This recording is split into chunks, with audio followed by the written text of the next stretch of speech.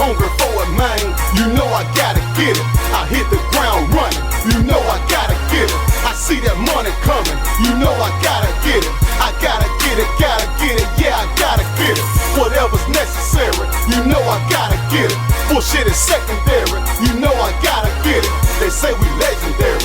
You know I gotta get it. I gotta get it, gotta get it. Yeah, I gotta get it.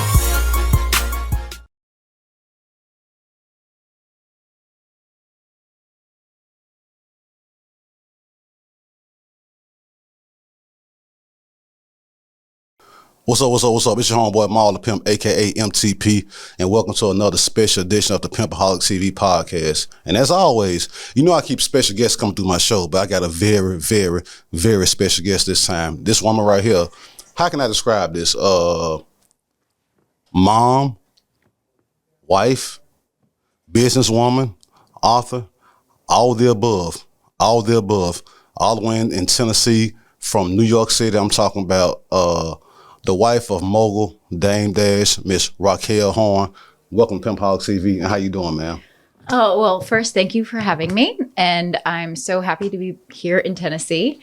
I'm actually born and raised in South Carolina. Okay. So it's good to be in the South, even though we didn't come very far from Florida. Right. So, what was the other question?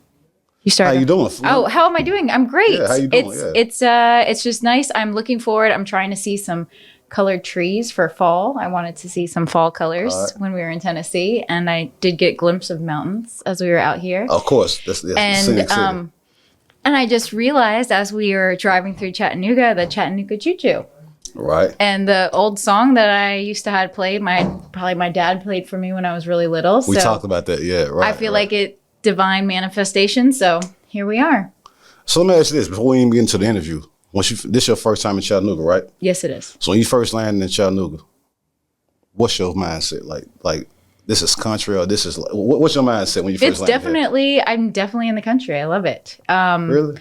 Yeah. Okay. I mean, I was born in South Carolina, and so my family, we have a mountain house in the Smoky Mountains near Lake Glenville, which is actually, I think, only an hour away from here. We're like right across the border, because I didn't realize Chattanooga is right on the border. We're right on the border of Tennessee and North Carolina. So, I mean, we're just like a couple mountains away from each other. So I'm feeling like home here, but it's great. Well, I appreciate you coming through here so much. I really appreciate that.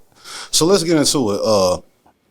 You got a lot going on, man. Like I said, you're a mom, a wife, a businesswoman. You got a lot going on. So I want to kind of just go around the board and just kind of pick your brain. So first thing, I want to talk about this. The DD172 Art Gallery. Explain why that was opened up and where you were attempting to go with that. Let's talk about the DD172 Art Gallery. I love that you brought up DD172, because sometimes it's something that people don't get to talk about. And I think it was just such a monumental moment in hip hop and rock and roll history in New York City. When I first met Damon around 2009, Damon was trying to get out of the music industry, and then I came in with my best friend, and we were two young girls that loved music. And we had just graduated college, and we came into New York, and what's better than the New York music scene? And, you know, we were kind of venturing out. After we'd work with Damon during the day, we would go out at night and find like these indie rock shows. And Damon would always be like, "What are you talking about?" Like, we'd be like, "Oh yeah, we would go behind this club, and we'd have to knock on this door, and we go inside, we go through a hallway, and all of a sudden it would open up, and there'd be like three big bands playing. And it was like a whole bunch of, you know, skinny kids drinking Pabst Blue Ribbon." And it was such a cool moment for New York. And I was like, this is like the ultimate New York experience. Damon was like, okay, I don't believe you, film it. So I remember me and my best friend Mackenzie at the time, we went to Best Buy or a mall, I can't remember, and we got like a little home camera, And we videotaped it and we brought it back the next day and showed Damon. Damon could not believe it. He was like, what do you mean this exists? Like, New York is so cool because it has these pockets of culture everywhere. So we showed it. And then he's like, actually, never mind. Bring it to me. It's my birthday coming up. Throw me a show. I was like, oh my God, are you kidding me? So I got together and I got together with some of my really good friends and like the filmmaker that we were working with and some other girls that we had, these two twins that were just amazing. And we threw a party in Dumbo, New York. And I had projectors all over the wall. I had big, huge, oversized, big black balloons. And I invited all of these indie artists. And it was at one of my friends, Dumbo Lofts, God rest his soul. His name was Martin. But it was on the park, and we had everybody from Chanel Iman to Heather Hunter to Boogie Dash to Damon for his birthday. And I introduced Damon to indie rock, and then the cool kids came out and performed. And it was just this like mesh. And all of a sudden it was just like Damon, I don't know. He was like, okay. And it was like my introduction of who I was into New York. It was like I was accepted into the indie rock scene through this party because I like, all of a sudden I brought Dame Dash with like all these hip indie kids, and I had fashion models, I had porn stars, I had everybody there in Dumbo. And it was just a great moment. So after that party happened, we opened, what happened after? We did a music album called Black Rock with the Black Keys. That was rock. That was a rock album. Rock album. Okay, all right. So it was a rock album with the Black Keys and with 11 artists. We had Mos Def, Pharoah Monch, RZA, Raekwon. We had oh my gosh, I'm losing all of my Old Dirty Bastard. We had Damon brought in some unreleased music from Old Dirty Bastard. We got put that on the thing. So it was 11 tracks we did in 11 days in 11 studio days. And we released that. And then from then we opened up DD 172, which was in 172 Duane Street. And if you're familiar with New York City, 172 Duane Street is like right kind of in the center, and it's kind of like a park, and it's like a roundabout, like some of the hottest real estate in Tribeca. We had a 3-story building. The first story that you walked into was an art gallery. Okay. The second story upstairs was filled with 20 to 30 editors, interns, everybody that was just trying to make it after high school, college, and be in the scene. And then the bottom floor was a rehearsal space, a printing press, and where artists performed. And it was just, so on any Friday night, you could walk in, there would be a gallery showing of artists in the main floor. You could go upstairs and you would see people working, editing, doing art projects, usually editing like a music video that they might have shot during the day, that day. And then that night, what that same artist that shot that music video is now performing downstairs. Gotcha. Okay. And then they're recording what's being performed downstairs and then going back upstairs, editing it, putting it back on the internet the next day. Like a one-stop shop. It was amazing. One-stop shop, yeah. And it was just, they called it kind of like the Andy Warhol, what did they call Andy Warhol's place? The Andy Warhol, the factory. They called it the New Age, pretty much the factory. Okay, Damon was the anti-Warhol, the heterosexual Warhol, as you say. But it was just, it was a sight to be seen. So any day you could walk in and you would just see Mos Def walking around. Or I would walk into work in the morning and Mos Def would be asleep on the couch because he'd spent all night making music with Ski Beats. And all this was at the DD 172 Art Gallery, right? All this, gotcha. And DD 172 was 172 Duane Street. DD is obviously Dame Dash. And that's in Tribeca? It was in Tribeca. Gotcha. I want to shift gears because you're also into health and promoting health. Yes. Or whatever, right? So the Health is Wealth cooking show. I want to talk about the Health is Wealth cooking show, and then you becoming vegetarian. So, because us, especially our culture, we eat the most fucked up shit. You feel me? Like hamburgers and hot dogs is our shit. It tastes good. Fried chicken, it tastes good, all that. But technically, that's a bad health thing right there. Yes. Technically, but it tastes good, so it's hard to get away from that type of shit. You follow what I'm saying? So when you came up with the Health is What's Cooking show and decided to go vegetarian, what was the point of all that? Just kind of give me a rundown about that right there. Well, health is wealth. It's kind of two things. I like to eat. And Damon, don't we all? But I have always suffered from IBS. So I have irritable What bowel. is that? Irritable bowel syndrome. syndrome. Okay, gotcha. So if I have somebody else cook my food, or if I go to a restaurant that has questionable ingredients, it's not a good situation for me.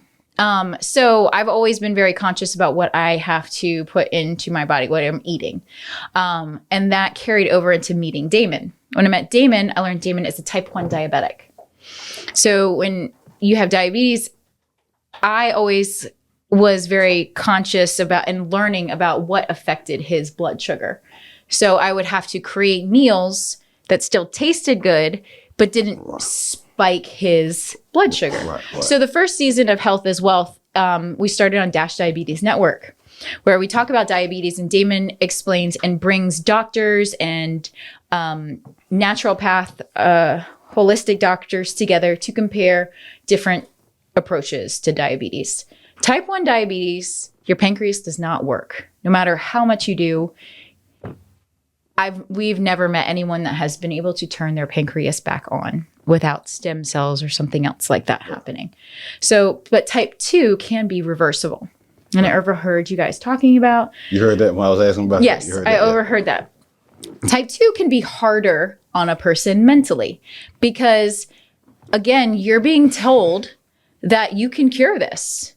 So the stress of knowing that you're in the driver's seat can somehow kind of also make you depressed. It can also make you anxious. It can also make you scared. But you're in control. So once you become aware of something, it becomes your obligation to fix it. So now that you're aware and everybody else is around, are you going to be a leader in this situation? Or are you going to fail it? So Damon's never let diabetes hold him back. He's always considered it his superpower. And like I learned when talking to him, you will learn that when he was diagnosed with diabetes, he celebrated. He thought he had something else. So every time he takes that injection, he's celebrating life because it's something that he's able to cure and something that he's able to have and something that he's able to deal with right then. Injection meaning the insulin injection, right? Insulin. Okay. Just without that insulin, he would not be able to live. Right. So without science, he wouldn't be able to function. Right. And we wouldn't have Dame Dash here today. But Dame Dash, he's like this superpower. I believe, I don't know. I think it's like, it gives him extra superpowers. I don't know what's in the insulin, but it gives him way more energy than he should have, personally. But Health is Wealth kind of spiraled from that because Damon will always be like, well, he would always call my food ghetto gourmet. So I'm Puerto Rican. So I would kind of always try and cook Puerto Rican food or something, but kind of try and make it healthier. Because again, Puerto Rican food is always not the healthiest. Most of it is fried. Most of it is, just rice and beans and fried meat. Exactly. So I try and bring in a lot more vegetables and hide my vegetables and bring in other things or different types of oils, different types of rices, so that we kind of can evolve our taste palette. It makes things taste better. Right. Did I answer the question? Yeah, you answered. Yeah, okay. You answered. As far as the oils, like I think olive oil is a more healthy thing than. Olive oil is very healthy, and you'll learn about right now. So there's a big debate. The seed oils is not good for you. It's not? No. Okay. So you want to stick to the 3 best oils, which is olive oil, avocado oil, and coconut oil. Coconut oil, okay. So those are the 3 best oils that you can have in your kitchen. And anything that says seed behind it, palm oil, anything that is questionable because it's highly processed. Yeah, right. So they have to process it a lot. Whereas like olive oil and avocado oil, they're very oily foods. It's not highly processed and the closest pure thing you can get. Gotcha. It's education 101 right there, y'all. Yes. So in your kitchen, you should always try and have olive oil. Extra virgin olive oil is my favorite. Organic, if you can. Avocado oil. Look at the back of avocado oil. Make sure it says 100% avocado oil. A lot of times they dilute it. It is if they have over a certain percent, they can say avocado oil, right. But make sure you look at the back and make sure it says 100% avocado oil. Coconut oil, unrefined coconut oil is good for everything. It's for skin, for dogs, for hair, for in your food. It'll make anything taste tropical. Let me ask you, this wasn't one of my questions, but since we're talking about diabetes and stuff like that, because that's serious, especially in the urban community. Like my dad suffers from diabetes, and that is real heavy on his side of the family. So just again, this wasn't one of the questions, but just for people who are pre-diabetic, who are trying to reverse it, or people who are diabetic and trying to eat right to make sure their situation goes right, give them some of the foods that they can eat and that they should stay away from. Okay, easy. Give them that. Easy. So I learned this the hard way. Poor Damon. So 3 foods to stay away from as a diabetic: bananas, oatmeal, and rice. And rice. So what happens with these 3 foods is that the reason I like them is because they fill you up and make you give you energy for a longer amount of time. But when you have diabetes, your body you don't know when that those carbs are going to burn and break down. So when they're going to release. So like with oatmeal, it makes you feel full for a long amount of time. But for a diabetic, that's hard because you constantly, if your body's not making all the insulin, it's constantly trying to make and battle and burn this insulin. Right. So it's trying to burn these carbs. So it's like a longer release. So it's hard for you to break it down. Okay. Rice, same thing, white rice especially. So bananas, oatmeal, and white rice. Let me ask you 3 this: things to try and stay when away it comes from. to rice, is that cool to eat as long as you're eating what they call a fistful of rice, something that's the size of your fist, which means you're below 60 carbs? Is that cool to eat? So generally, if you're eating carbs, you want to balance it with a protein. Right, of course, right. So whether it's a plant protein or it's rice is just going to be hard on anybody that's diabetic or pre-diabetic. Okay. Regardless. Okay. If your sugar's really low and it's constantly really low, you could have a little bit of rice and it might help you raise your sugar levels for a little bit longer. Right. But if you're constantly battling high sugar, I would try and stay away from it as much as possible. Gotcha. Just like take it off your plate. Yes, I get it. Fried foods, and you have to be careful of fried foods because it's coated in flour. Of course, right. Then the grease. And then the grease. Yeah. So and then the grease, yeah.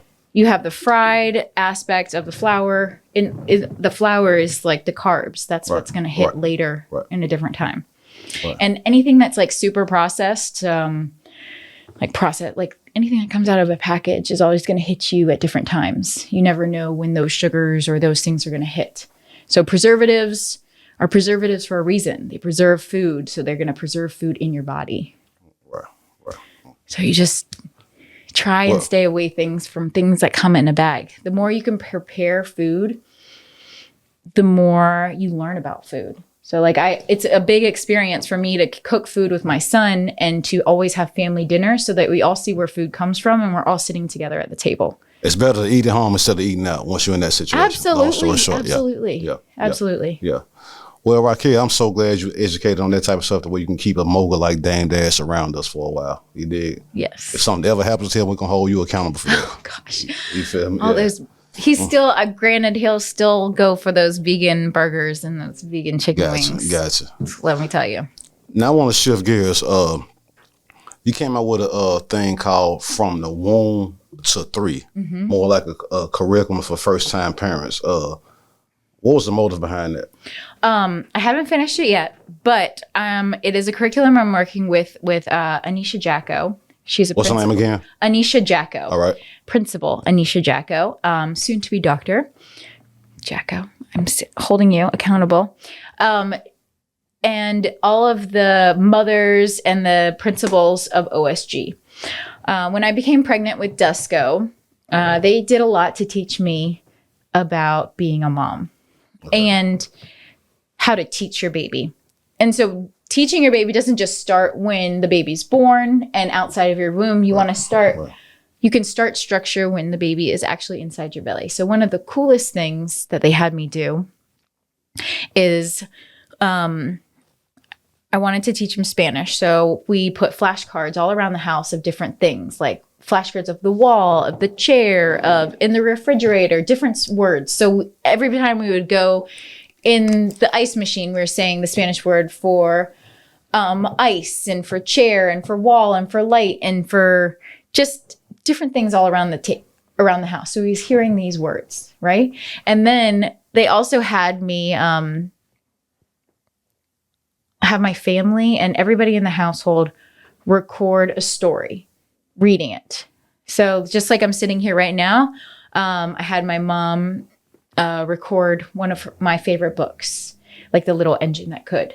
And then I would play that for my son while he was in the womb. So when he came out, he already knew her voice. Gotcha, yes. Because I was living in California. My parents were in South Carolina. They weren't able to be there right away, but he knew their voice. My grandmother, who is now passed, I have like 3 stories with her voice on it. And I'm able to share that with him and also share it with the rest of my nieces and nephews who come along so that they can experience her voice too. Yes, and it lives for forever. Yes. And just different techniques on like how to expose your children to different things, like how I'm cooking with my son, to bringing the alphabet to eye height for them, bringing certain things. So like if you want to teach them the colors, you want to put stuff on the wall that's way up high because they can't really see it. You want to put it at their eye level. You want to bring everything down to their level. If they want to read books, you put their bookshelf down low, you put their chairs down low and everything so that we're going to their level. Yes. Now, I'm going to shift gears a little bit again. You're also an author. Now, you got a book that just came out, which is what y'all can see. It's right here and right here. Get a good look at that. Zoom in on that. Get a good look at that right there. Raquel Horn's new book, Dusko Goes to Space. So, Dusko is the son of yourself and Dame Dash. The book is called Dusko Goes to Space. Let me ask you this first and foremost. Before I get, is this book right here is a book that you can read to a child like any time of the day, or this more of like a nighttime book, like a bed story type book? Any time of the day. Any time of the day. Mm-hmm. What made you come up with this? And we know Dusko is a child's name, but Dusko Goes to Space. Why not Dusko Goes to New York or Dusko Goes to South Carolina? Where did the name come from? I started with Dusko Goes to Space because the book is about dreaming. Okay. So what can be bigger than space? It's infinite. Okay. So why have a limit to your dreams? Okay. So Dusko Goes to Space is the first one. The next one is Dusko Goes to Sea. And I'm writing the third one right now. Dusko goes to the center of the earth. Center of Earth. So let me ask you this. With that being said, where do you get the concept titles from your book from? Like, is it all based around Dusko, or are you venturing out with different, like what are the concepts of your book titles coming from? For me, I was always big into natural science. So space, in Dusko Goes to Space, we're learning about the planets and our solar system. Okay. In Dusko Goes to Sea, we're learning about the oceans and the continents, about navigation. We're learning about how to read a map. We're also touching on what a compass is. And we're learning about endangered animals and pollution. Right, okay. So there's a lot of different like science aspects that I want to teach each kid. And even in the back of the book, there's a glossary. Let's look at that right now while we're on camera. Let's look at that. So you can, from just reading the book, and all of these words are highlighted throughout the book. So you can learn about asteroids, dwarf planets, Earth, and different, you have all the planets, and you have a few moons that are highlighted as well. And then there's even a depth of knowledge that you can go in and ask more questions to your child after you. That's in the back of the book, the depth of knowledge right here. Yeah. Yes. The back of the book, depth of knowledge. Yes. And 3 activities that you can do as well. And we also have a coloring book as well. So that if it's trying to teach, as Damon calls, sneaky teach kids how to love science. So, just exposing them to different things and letting them know that dreaming is not just something that happens when you close your eyes. Gotcha. It's something that happens every day. And then to question even the adults around them if they're dreaming. Because if the adults are not dreaming, then the kids How can the kids be dreaming? Right. Let me ask you this. So, Raquel, you're the wife of Dame Dash. And then to the world, he's a music industry mogul, entertainment guru, icon. So most wives of people like that want to start their own, what's the shit? Housewives of Atlanta, housewives of New York, blah, blah, blah. Or they want to start a clothing line, or, just want to do shit in the entertainment business. What made you go the other route and say, you know what? I got a mogul as a husband, but outside of all the other shit, I want to be an author. Where did that come from? Well, it started a lot during COVID. I mean, granted, he's given me the opportunity to do clothing lines, and I've done a lot of things before. But this was, for me, I struggled reading as a kid. I could not read until I was almost in 3rd grade. So I was put into the box of I would be going to jail by the time I was over 18. Right. So just so everybody knows, that is a real statistic. So kids that cannot read by the age of 2 is how we get our jail system numbers.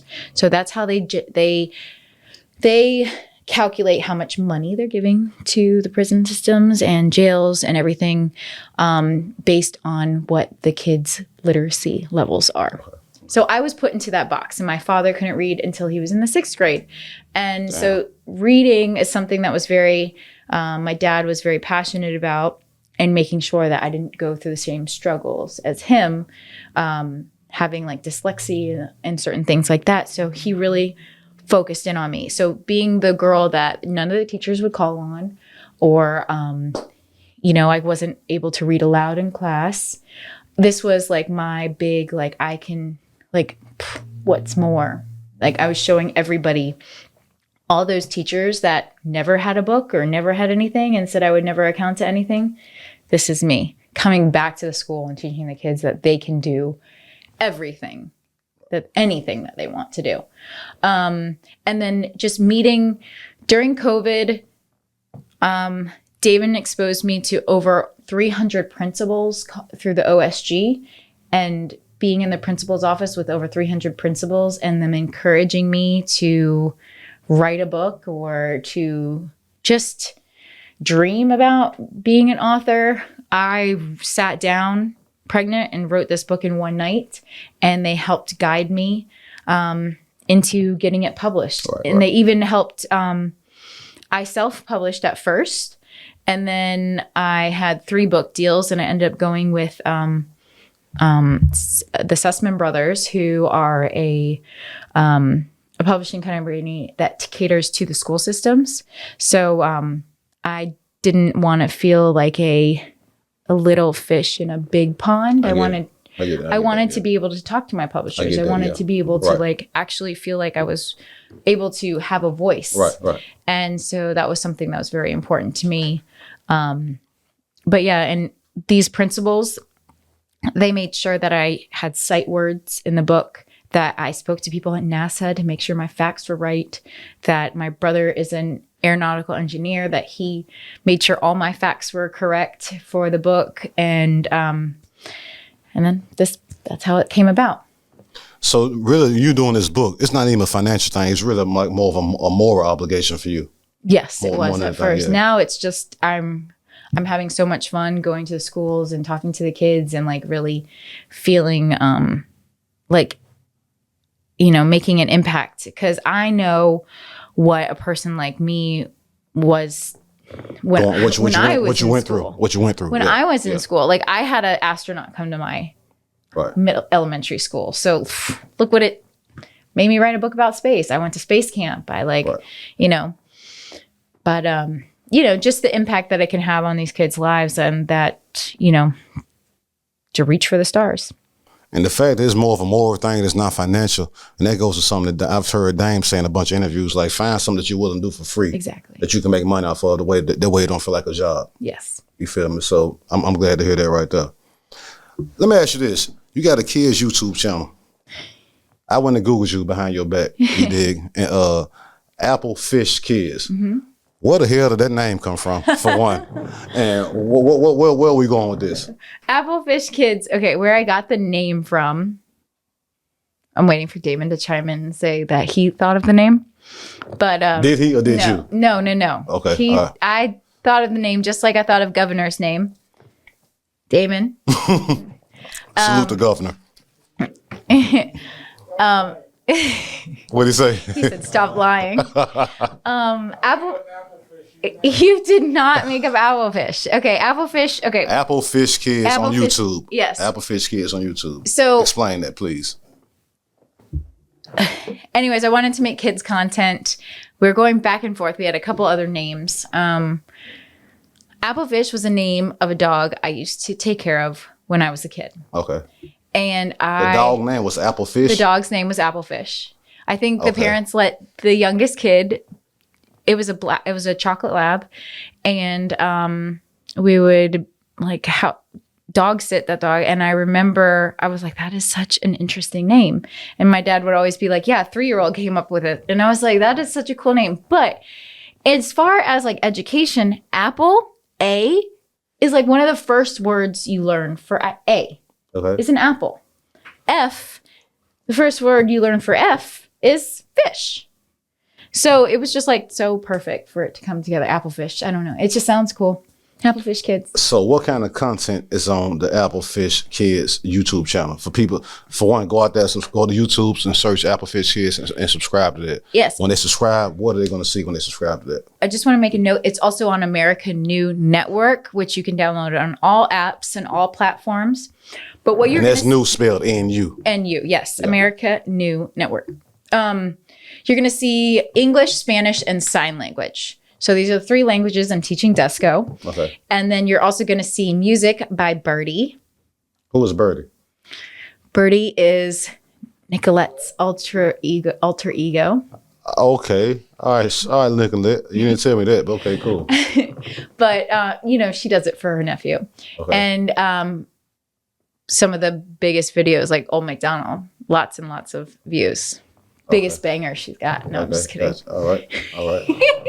Nicolette, aka Birdie. But you get educational videos where you're learning English, Spanish, sign language. And then I'm working on a new show coming up soon. To stay tuned, where I'm actually going to be starring in it. And this new show will be on the American New Network? Mm-hmm. And Applefish Kids. Gotcha. What is the IVF journey? Explain that. So I've always wanted to get pregnant. And we were speaking earlier. You were asking me. We talked about that off camera earlier. Yeah, right. I was asking me if I smoke weed. And I said, well, I did.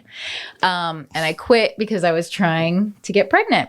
I was like, I'm trying everything, but I can't seem to get pregnant. So maybe it's the weed. Maybe it's the weed? Maybe it's the weed. Okay. So we're going to eliminate that. I still didn't get pregnant.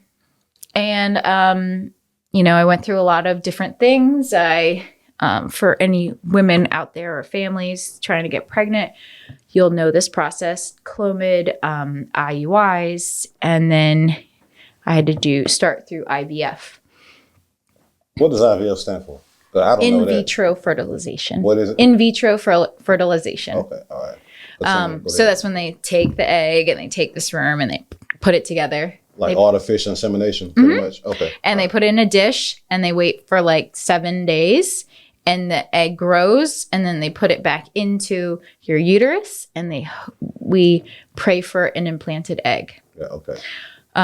But because it's an artificial insemination, you have to take injections and hormones and certain things like that. So it's a lot on a woman's body.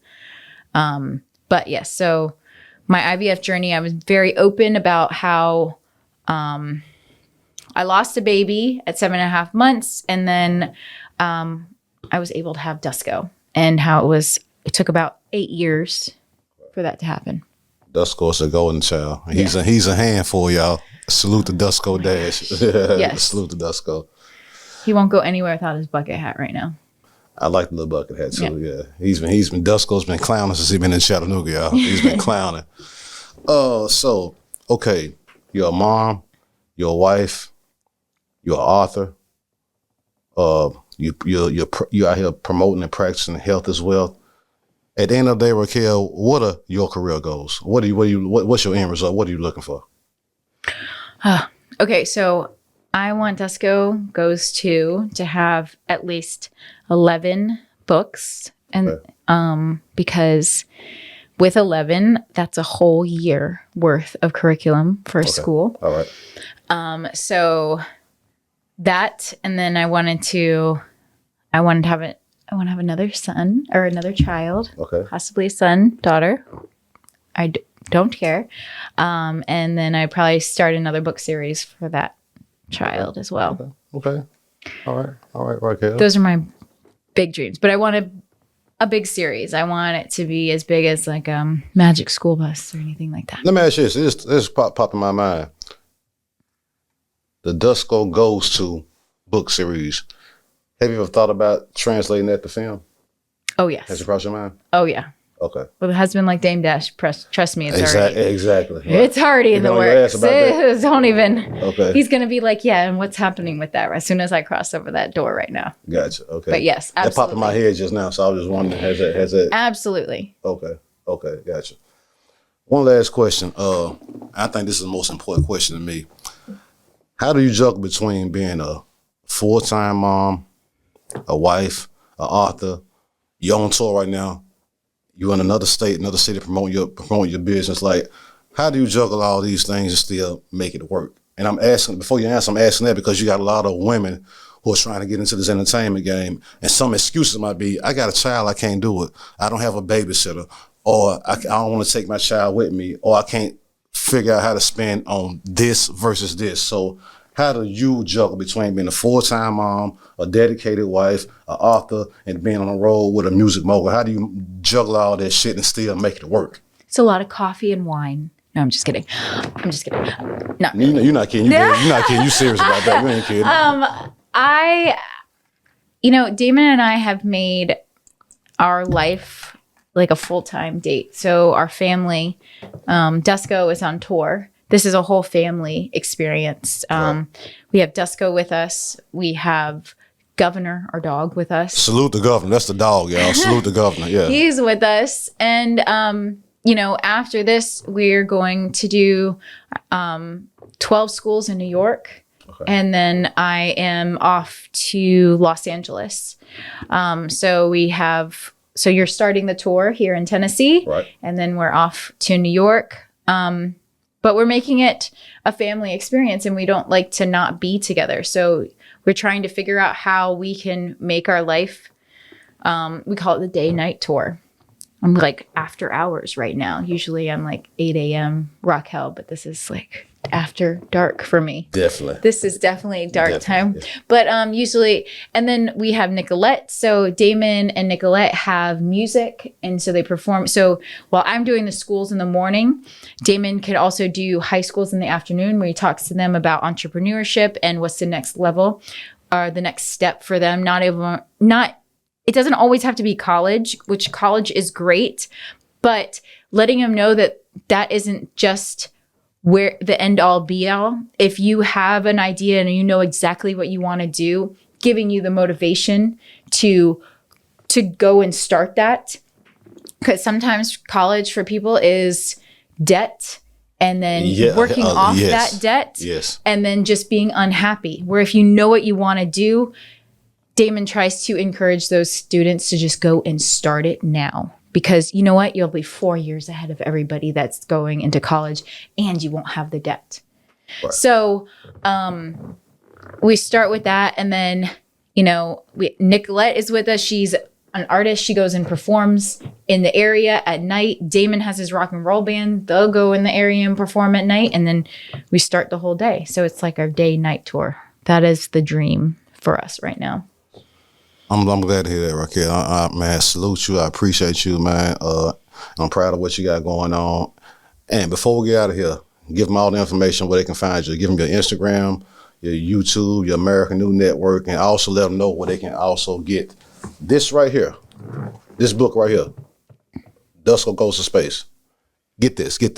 So give them all the information before we close out, Raquel.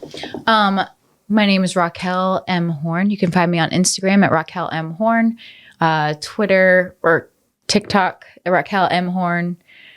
Dusko Goes To Space is Dusko Goes To, and at DuskoGoes2.com. Dusko Goes To available on Light Switch Learning. Did I mention everything? Oh, Applefish Kids on YouTube, and Applefish Kids is available on America New Network. Go to America New Networks on Instagram, and then it will hyperlink you to everything from Fire Stick, Google Play, to Apple TV, to all of your devices. But all of those are available now, and we broadcast live. You can see everything, and we're constantly updating the content daily. And that's where you can see me, Damon, Nicolette, Baby Dusko, every day. Sorry, Nikki Licky, all the time. But yes. And America New, again, new is spelled N-U, Yes. not N-E-W. America New, America N-U. So, Raquel, thank you so much. I appreciate you for coming through. And again, welcome to our city, Chattanooga, Tennessee. Thank Welcome to you. the scenic city. You dig? Yes. Appreciate you. This your homeboy, Maul the Pimp, a.k.a. MTP. And there was another special edition of the Pimpoholic TV podcast. Like I always tell y'all, go to my website, www.maulthepimp.com. Follow me on Instagram and Twitter, @MaulThePimp. And also subscribe to my YouTube channel, which is called Pimpoholic TV. And we out here. Salute.